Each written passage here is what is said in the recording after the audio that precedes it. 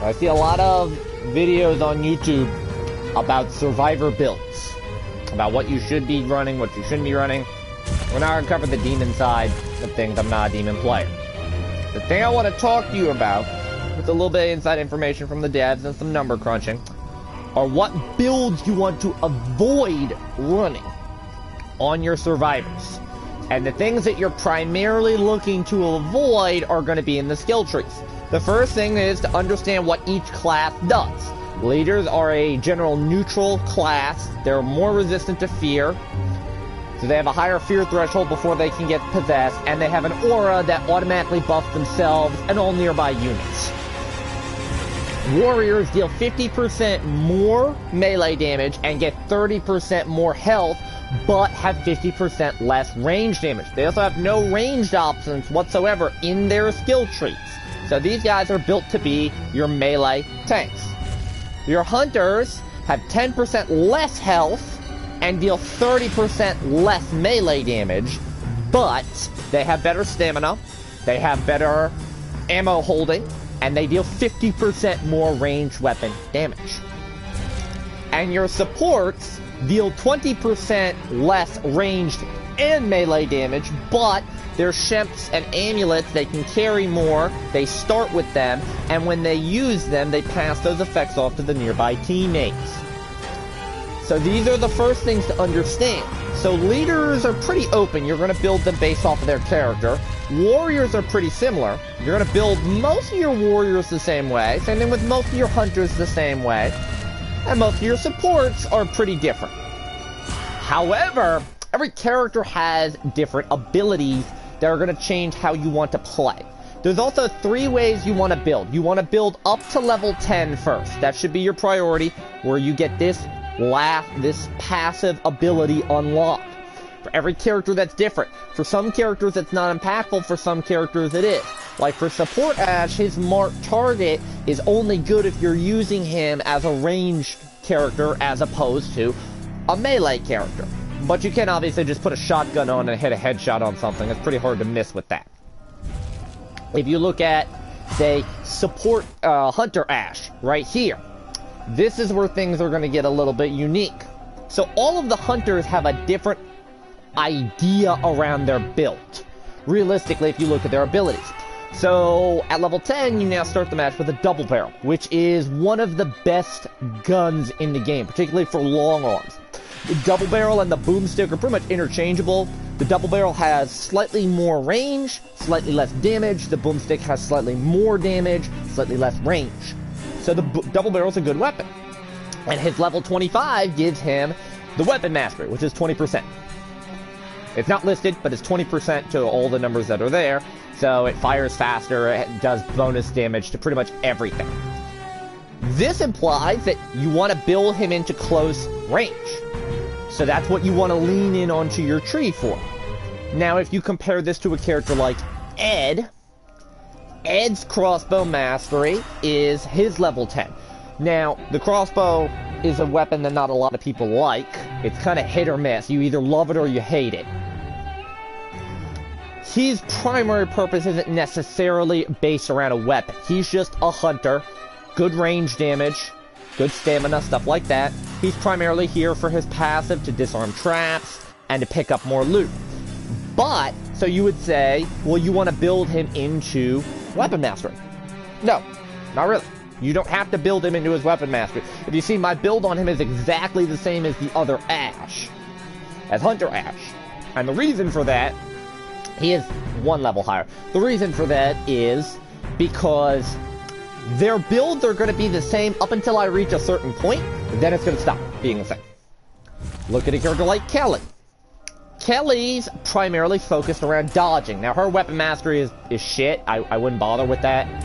But her build, her first level 10 is around dodging, and her ability lets her dodge. So you want to lean her a bit more into dodge. So if you notice, I have both of these maxed out a lot earlier than on the 2 previous hunters, because I'm not focusing her. She's kind of like a middle of the road type character.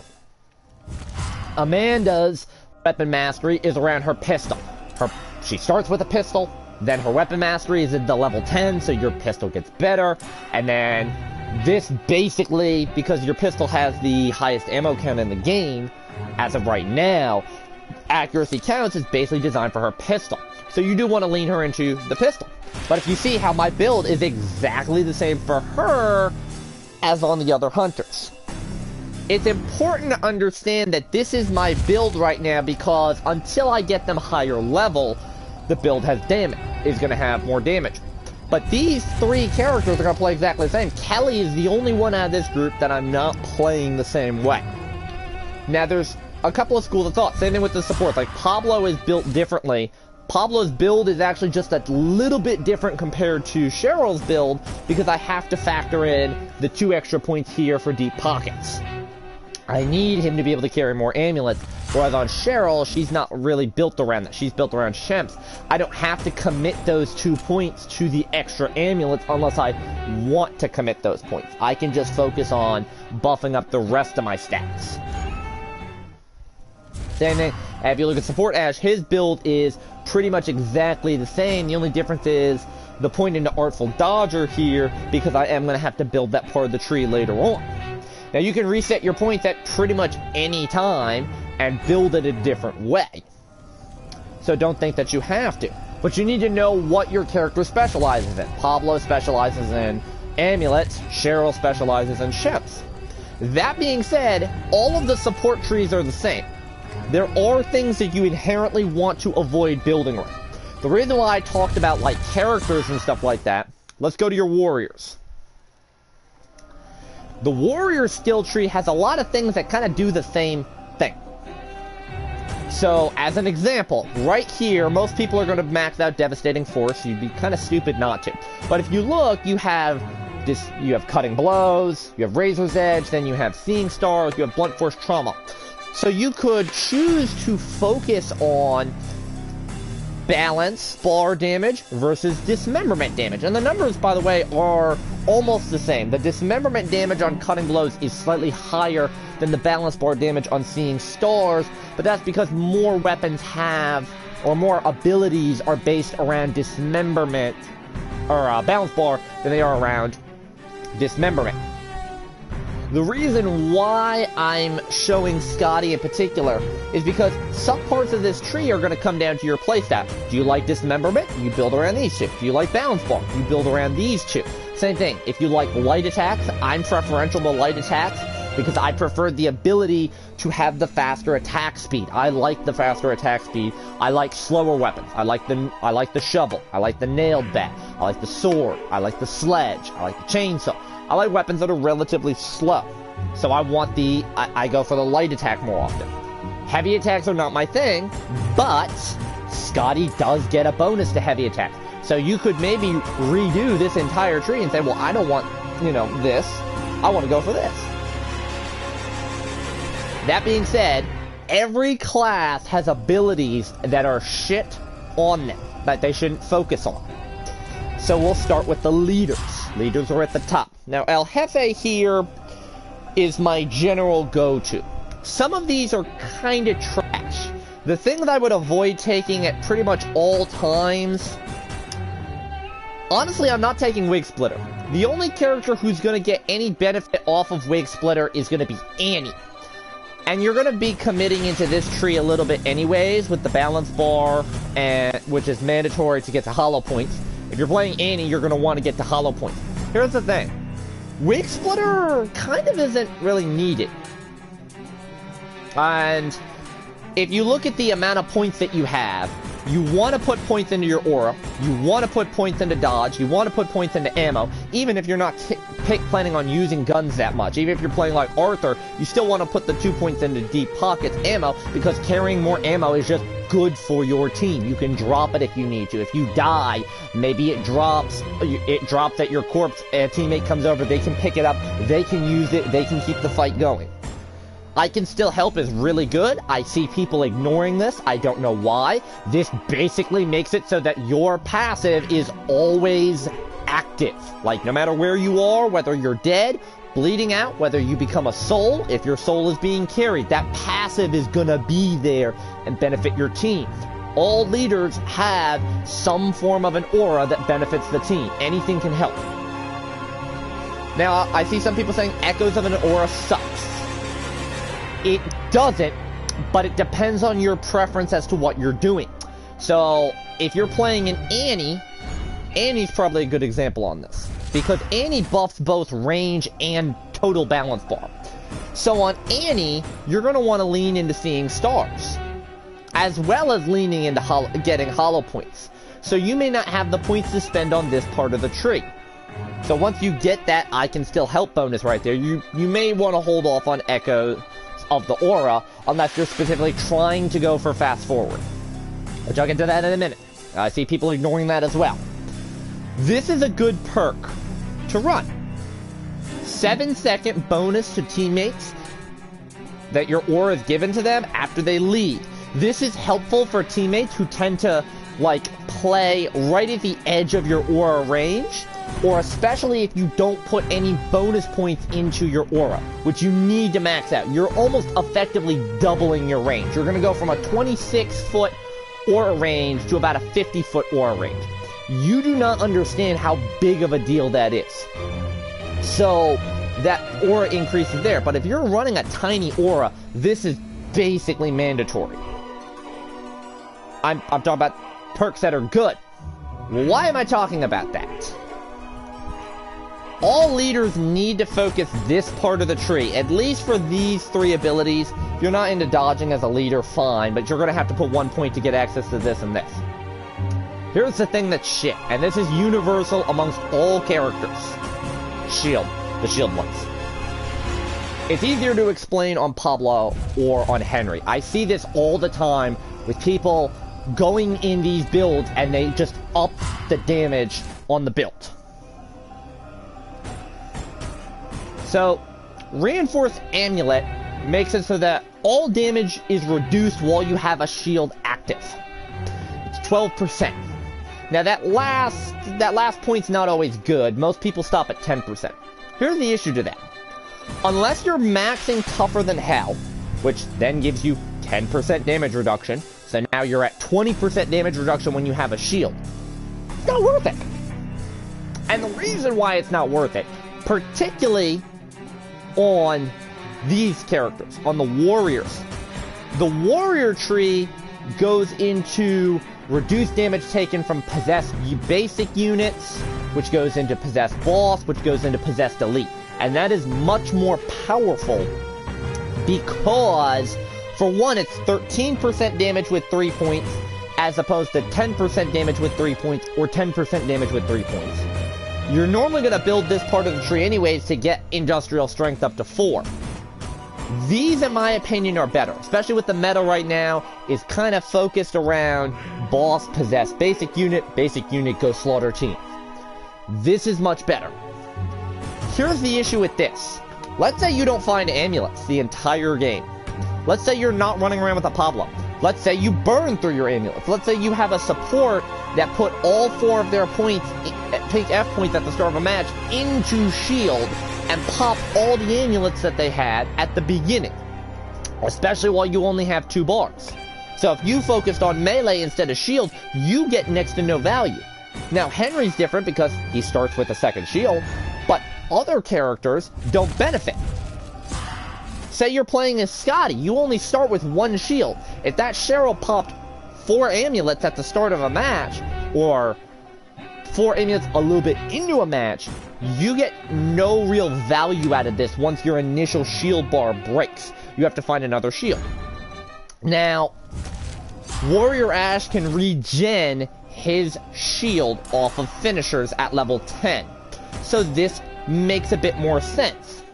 The downside to it is you also want your shield to break so you can proc your shield blast ability for the damage. So this is not that good. The other thing is to increase the length of your shield bars. 10% is not a substantial enough bonus unless you're planning on maxing shields early. So I tried this with Pablo. I had a build on Pablo, my initial Pablo build, where I actually didn't have the 3 points into Shemps Plus. I had 1 out of 4 instead of 4 out of 4. And my other 3 points were over here on Reinforced Amulet. It's not worth it. Because Pablo is the best example of where this perk should work, because he can craft amulets. He starts with an extra amulet. But until he hits level 25, to where he's pretty much always regenning a shield, right? This is not worth it. It's 10% damage reduction. I have to spend 3 valuable points. If you look at what 3 points can get you on a support tree, 3 points can get you, you know, 2 points of dodging and an extra balance bar. 1, it can get you 1 point of dodging, 1 point of balance bar, and maybe a headshot. I don't think the headshot would be worth it, but, you know, not a lot of people build this part of the tree, building the revived ones. 3 points is, let's say I only have the 1 point here in first aid. I could get Courage in Numbers at 1, Brave Survivor at 1, Good Karma at 1, and be more of a team-focused medic. There's no point to running Reinforced Amulet. There's none. That 10% damage bonus is not gonna be enough to keep. If it was increased damage dealt while you have a shield active, that would be better. The damage reduction is not worth it, because most of the demon builds right now are based around just bulldozing you to death. Your shield is going to break so quickly, you're not going to get the opportunity to get value out of it. And especially most characters are only going to have 1 or 2 shields early on in a game. This is a build that is like, okay, I'm going to make it to the end of the game. Similarly, Improved Amulet is not that great. The 12% shield bars can be kind of funny, especially on Henry because of his level 25. It is insanely funny to me how tanky he can be with, you get the 10% bonus on the health and the shield bar, and then you run Improved Amulet, so now you're at a 22% increased shield bar. It's hilarious to see how big that shield bar is. But the problem is, that's 4 amulets that you're having to spend. And your shield breaks. Now, these 4 points are gone. These 4 points are gone, and your passive is wasted. And in Henry's case, 2 of his passives are wasted. So, I'll look at the support tree specifically. We'll focus this a little bit. Both Reinforced Amulet and Improved Amulet are shit. Do not run these in your builds unless you are planning on just focusing entirely on, my shield's gone, I have to regen it right away. Another one that I think is kind of shit is a couple of the fear ones. Speed of Light and Deep Pockets Matchsticks aren't great. Now, Deep Pockets Matchsticks is not bad, because it just lets you carry more stuff. The reason why I say it's not good is because it increases the maximum matchsticks you can carry from 3 to either 4 or 6. Matchsticks are not a resource you're going to go through that often. If there was a perk, if the way Deep Pockets worked is that you didn't drop your matchsticks whenever you die, that to me would be a bit more beneficial. Because one of the more common things I find happening is if I die and I get resurrected at an altar, what happens is I lose my ammo, I lose my shemps, I lose my amulets, I lose my matchsticks. So as I'm walking back through the woods to try and get my stuff, my fear goes up, I have no way to reduce it, and you sometimes end up dying again. Maybe being able to hold on to the matchsticks would be better. You're not realistically going to go through more than 3 matches every now and then. Speed of Light, this is terrible. The time reduction is not bad at 35%. It's one of the higher percentages. The downside is it doesn't take that long to light sources, and most of the time, unless you're like desperately trying to light a light source right in front of the demon so that they can't possess you, which would be better on a warrior or a hunter than on this. These 2 to me are worthless. You're not going to put points into them. There is use in some of these. I see a lot of people not really focusing on the ones that are based around reviving a teammate. I think they're pretty good. It's just that the support is the only one that gets access to these, and their points are better spent on, you know, 4 in shemps, 2 in shemps, 2 in shemps, 4 in industrial health to make you tankier. Even on other characters like Cheryl, even getting Deep Pockets amulets is better. So, for the support tree, that's all I want to really cover on the support tree. Going back to the leader tree. it's a lot easier to talk about some of the things that are shit. Like, this is shit. Light therapy increases the speed that fear lowers in lit areas. This is actually pretty good. The downside is that the leaders already have fear resistance. They don't really need a lot of extra fear resistance. Fear no evil is good, but they don't really need a lot of fear resistance because of how tanky they already are. So while they're not terrible abilities, they're not terrible. You're just simply not building around them on leaders. And the same thing with Tougher Than Hell. Leaders don't have any real defensive options at their disposal outside of performing finishers. So Tougher Than Hell is very hard to even build around in this lineup. Again, unless you want to waste the points to go for Improved Amulet and Reinforced Amulet, which is not worth the points. If you think about the points that you have to spend, mandatory just to get to those, you gotta spend your point here, a point here, a point here, a point here, a point here. That's 5 precursory points just to get access to Tougher Than Hell, plus the points you're gonna spend there. You only have 20 points to spend, so now you're wasting 9 of those points, almost half of your points on just being tanky. Not worth it. Echoes of Anora is alright. Fast Forward is alright. The way this works is it reduces the actual time, the total timer, as long as you're in there. So the timer ticks down 15% faster when it's maxed out. That might not seem like a lot, but the faster you can get through objectives, the better. So this is actually decent. The downside is you have to commit to whether or not you're building around the objective element and building around this or not. Now, I personally like these 2 perks, so I'm going to build around it sometimes.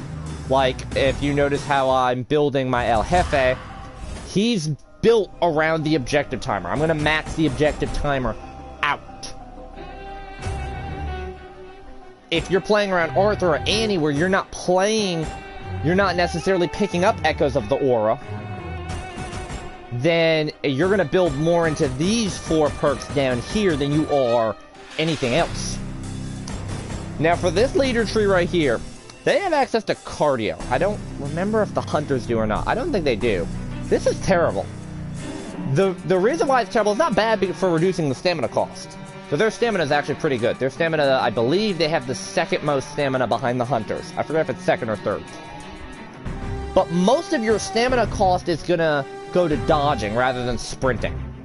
And if you are trying to sprint through the woods a lot, it's only a 10% stamina cost. There are better places to spend your points.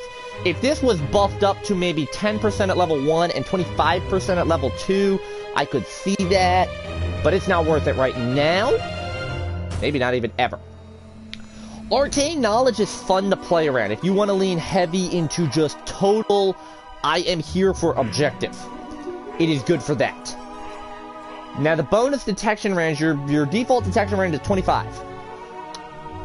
And this takes it up, brings up, I think if you max it out, it's like 42.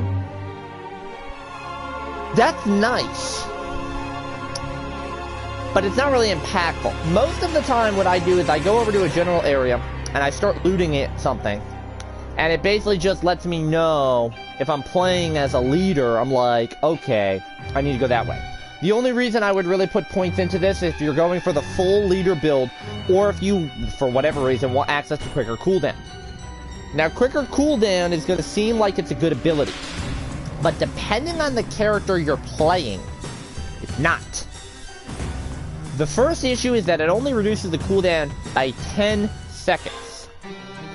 To put that in perspective, that shaves off 3 seconds on Leader Ash, 6 seconds off of Leader Annie. Oh no, 4.5 seconds off of Leader Annie, 4.5 seconds off of Arthur, 6 seconds off of Henry, 3 seconds off of Scotty, 6 seconds off of Warrior Ash, 6 seconds off of Hunter Ash, 6 seconds off of Ed, 6 seconds off of Kelly, 9 seconds off of Amanda, 6 seconds off of Support Ash. It would shave off, but here's the funny thing with the supports. They don't have access to it. Wait, do the hunters have access to it? I don't remember if they do. They do. The supports are the only class that doesn't have access to it. And they are realistically the ones, they have the two longest. Pablo and Cheryl both have the two longest. And behind them in second place is Amanda. She has access to it. Shaving off the cooldown is not that impactful on most of the characters unless you are spamming your ability.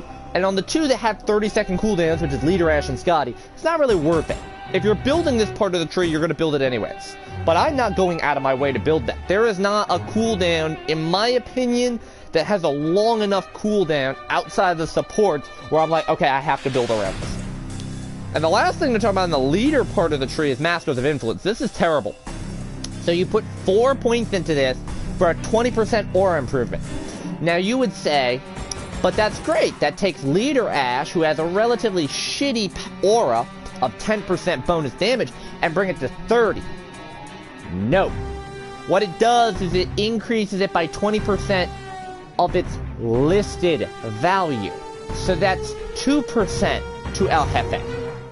On Annie, that would be 2% to the ranged one. That would be 5% to Haymaker. It's 5% to the elites on Slugger and 20% to the boss on Slugger. And on Arthur, it increases by 6%. Now that's actually a relatively good amount. But 4 points to increase by 6%? Those 4 points are better spent putting 1 point into Seeing Stars and 3 points into Devastating Force, which is 15% more damage. That's more than double the damage bonus that he's getting off of the passive. This perk needs to be buffed, in my opinion. You could double the numbers and I don't think it would bounce at 40%. At 40%, that's 12 extra... That's 12% for Arthur, and then the diminishing returns for the rest of them. It's not worth it. The warrior tree is going to be relatively easy to explain because there's not a lot that I don't have to cover. Reinforced amulet, improved amulet, or shit. Fear near evil is alright, just because reducing fear flat is pretty good. The cooldown one is a little bit easier to justify for at least Henry and Warrior Ash, because it's right next to a perk you're pretty much going to take all the time in Industrial Strength. And it is taking 6 seconds off. Scotty, this is not picking. You're going to have to pick it anyways in order to get to the Seasoned Survivor if you want to build around these abilities. Around reducing the possessed unit damage. These abilities are pretty good. There's not a lot here that I have to cover that's shit. If you look, Stings Like a Bee and Heavy Hitter are personal preference. The Dismemberment and Balance Bars are personal preference. It's this bottom tree right here that's kind of trash. Now, Tougher Than Hell is mandatory to put a point into if you want to get to the rest of the tree. Okay, that's fine. Is it worth building around? It's alright to build around. It's not required. It's 2 points for a bonus of 7% damage reduction. If you don't have, I would build this last. This is one of the last things I would build. The Last Word is definitely nice to build into, because that 50% combo is insane. But most of the time, a warrior wants a big, beefy weapon that's going to kill in 2 hits anyways. So you're not getting off a 4-hit combo. And all the combos are 4 hits. You also are going to be going for finishers a lot if you're playing Army of Darkness Ash, or if you're playing Scotty, even, because you want the fear reduction. So, Tougher Than Hell is not necessarily, is sometimes a better choice than the Last Word. It just depends on what you're doing. If you're, for example, if your build on Scotty is going to be, I'm going to run a hunting knife, and I'm going to go for collateral damage and use the hunting knife and just go swing, swing, swing, swing, swing with heavy attacks, then the Last Word is better because you're going to be getting your 4 hits off more often than Tougher Than Hell. These two are the ones that we're going to talk about in a second. Which one is better? Stunning Strikes is not worth it. None of this part of the tree is. Now, Weapon Masters are good. Just flat Weapon Master of 15%. I do want to mention, though, that your Weapon Masteries, the actual Weapon Masters outside of these two, are 20%. not 15%. These are not worth it because of the amount of points that you have to spend. Not to mention that your damage with light attacks and your damage with heavy attacks, the bonus is also 15%. The only way you get value out of these is if you're planning on running this whole tree and this whole tree and just saying, I don't want the dodge, I don't want the health, I don't want cooldown, I don't want possession on basic use. If you don't want any of this tree right here, then build into this. For one thing, Weapon Master one-handed sucks, because you're very rarely going to be using a one-handed weapon as a warrior. If you're using a one-handed weapon, it's like a legendary, or you can't find anything better, which is rare. Two-handed weapons are the ones that are better. And while this is nice, you get more value out of these two, because it costs less points to get to them, for one thing. So you can spend them into something that's a bit more useful anyways. Looking at Stunning Strikes, it increases the balance bar damage from your heavy melee attacks. Now, heavy melee attacks already deal bonus balance bar damage compared to light ones anyways. So this is not really needed. And not to mention, it's a 5% bonus, whereas the balance bar damage from Seeing Stars is 10, and the balance bar damage from Blunt Force Trauma is 15. Granted, that one does lock you into blunt weapons. This one is just default better, because it's 10% for 1 point versus 5% for 1 point, and you have to use heavy attacks. These are the two to talk about.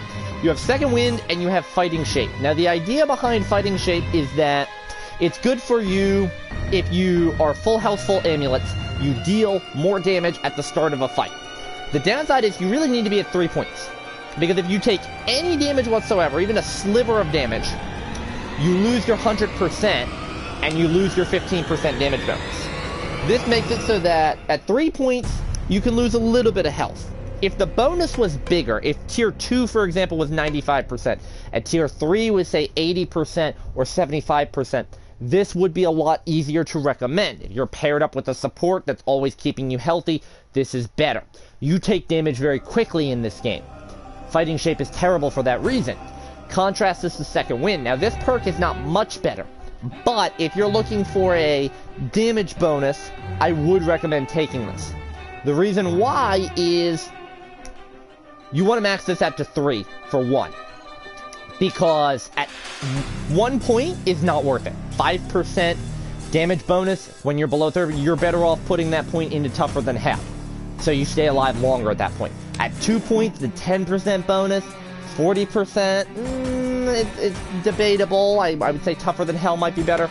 But at 50% health, which as a warrior, you do have a higher health bar, so you have more health to work with if you get low. 20% bonus is nice. And that stacks on top of all your other damage bonuses. So basically, you're half health, you can stay right at that 50% mark, and you're good.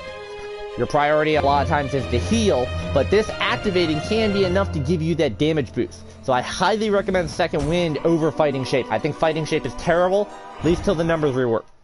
Now, I saved Hunter for last because I see so many people talking about how Hunter is overpowered. Realistically, it's not Hunter, it's the guns. So looking at the tree, there's a couple of things to point out. This part of the tree right here isn't great. Reduce the speed that fear lowers, or increase the speed that fear lowers in lit areas at 25%. That's nice, but it doesn't help you where you need it the most. So this is not great. Lone Wolf increases melee damage you deal when there are no teammates around you. Now this is good because remember that hunters lose 30% melee damage by default. So this basically replaces that, but you have to be alone to do. And that's not something you want to be unless your fear is high. Not to mention, this involves you putting points into light therapy unless you're going to go the long way around to get to Devastating Force. Now, Devastating Force can be really good because that offsets 15% of your melee loss. So now you deal 15% less melee damage instead of 30. This is relatively significant. The downside to this, why it's kind of questionable, look at how far into the tree it is. especially because you're primarily going to build around this tree, which this one side branches into, and you're going to build around this tree, which this one side branches into. This middle tree right here is not very good. Now, Fear No Evil is good, but you're going to stop pretty much right there. This is particularly good on hunters because you want to reduce your fear as much as possible. However, this part of the shield, we're not going to talk about that. That's trash. We've covered that. Industrial Strength is nice because you do have 10% missing health. So putting just the 1 point into Industrial Strength is good. It gets you back to 1,000. Or right around 1,000, I should say. Because it's actually going to give you 90. So that'll put you at 990. 2 points will definitely get you at 1,000. You'll be over it then at 3 points. Again, in my opinion, it's not worth the loss of damage. You're going to be a glass cannon anyways. Those 3 points are better spent on stamina, so that you can dodge more, so you can avoid more damage, rather than take more damage. Same thing, Tougher Than Hell is beyond useless here, because you're trying to avoid damage, not take damage. So why do I say that Ready for Anything and I Ain't Afraid of No Trap aren't good? First off, Ready for Anything is terrible. It's damage reduction from demon traps, which primarily, that's like the tree. It doesn't affect the minions that come out of traps. So it's not valuable for that. And the fear reduction from the trap, 25%, is nice, and that does stack with Fear No Evil, but you don't need those 2 points. At 1 point it's not worth it, and 2 points is definitely, well, it's worth it, it's really not. Now, my next thing is kind of controversial. This tree down here is far superior, in my opinion, than the upper tree, but for different reasons. This is my opinion. This is something I've been saving when we talk about dismemberment and balance bar on ranged weapons. These are terrible. You're only going to put 1 point into either of these, and that's specifically if you're trying to get over to this part of the tree. The main reason is your goal with a ranged weapon is to use it at range.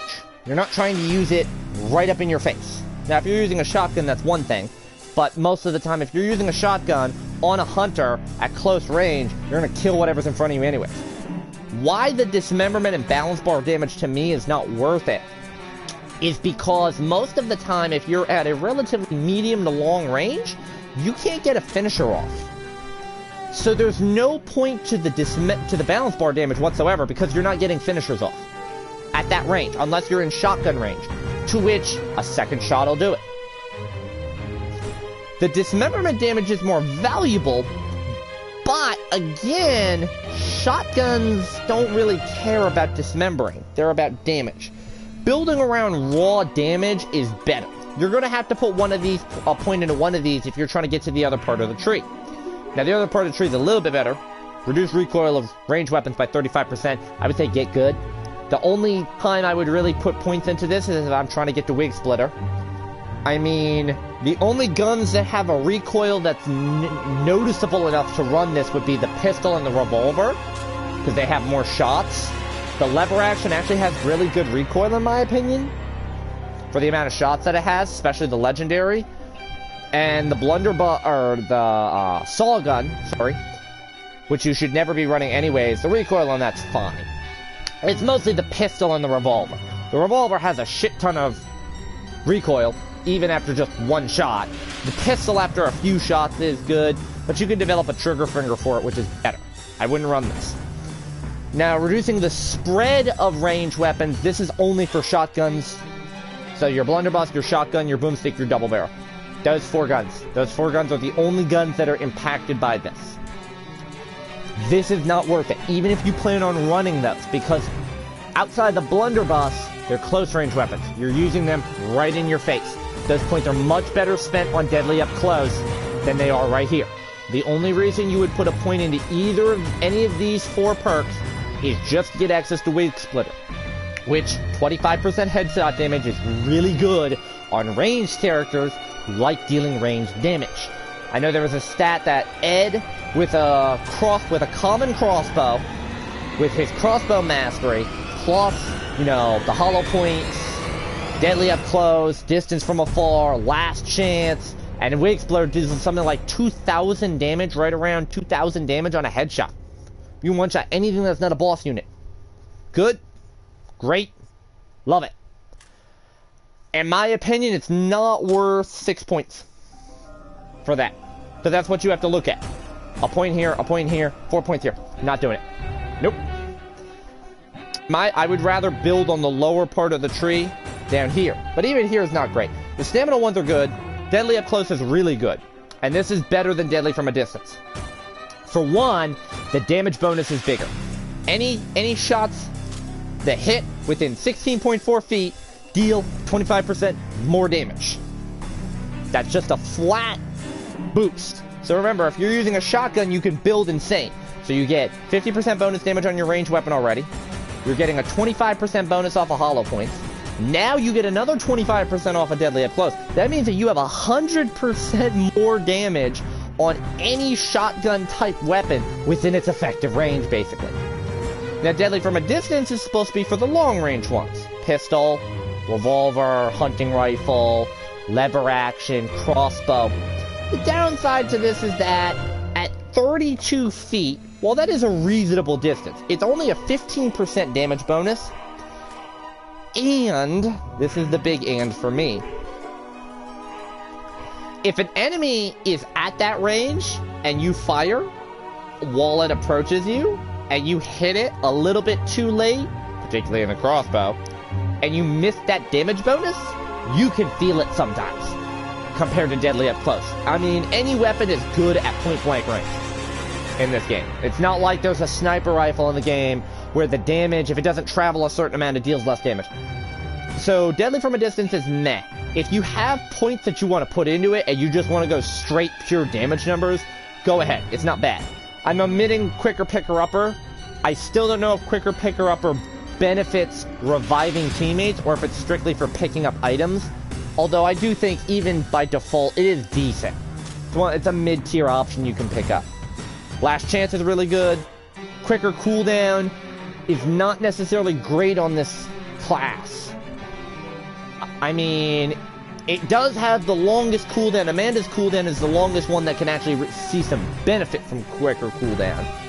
But if you want to build a funny tree, you can put your points into Last Chance, you can put your points into Quicker Cooldown, and then immediately go down in a Devastating Course and build it that way, to avoid having to spend points here. But, all in all, I think it's alright. I don't think it's necessary to build around Quicker Cooldown. 6 seconds doesn't take a lot of time off of most abilities. But that is definitely the things I would avoid building in these trees. Like, the biggest thing I can tell you to avoid building into is shields. I see so many people who will just waste their points in these shields. Especially because you have a limited amount of points on the survivor side. Especially as you're just starting the game, you're going to get obliterated if your points aren't spent properly.